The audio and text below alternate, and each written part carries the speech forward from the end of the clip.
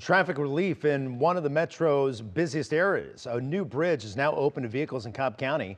Atlanta News First reporter Chelsea Beimfor is live at 5 on that new connector in Kennesaw. Chelsea. Yeah, Blair, if you're familiar with this area, you know there's a Home Depot on this side of the interstate and a Costco on this side. And now this bridge is literally connecting these areas east and west of the interstate, essentially creating a back road running parallel to Barrett Parkway and helping to redirect some of that heavy traffic. It's my first time trying the bridge. A $60 million project, decades in the making, is finally open.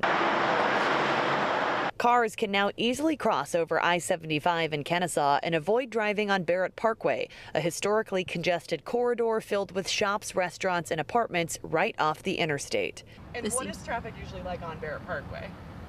Horrific. It's very busy all the time. Cobb County Transportation Director Drew Rassler says approximately 60,000 cars drive down Barrett Parkway every day. The South Barrett Reliever Bridge is designed to redirect some of that traffic and hopefully cut congestion by about 20%. That would be roughly 12,000 or so vehicles. The bridge is also pedestrian friendly with sidewalks, bike lanes, and roundabouts to ease traffic flow. Just being able to provide an alternative path through a busy area, making sure people can get home safely.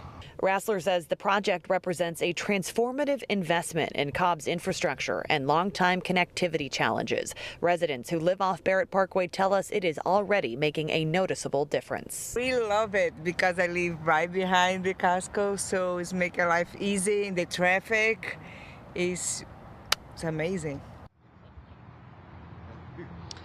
Cobb's DOT director says eventually they also want to reroute some of their public bus routes through here to continue cutting down on that congestion as much as possible. Reporting live in Kennesaw, Chelsea Beimfor, Atlanta News First.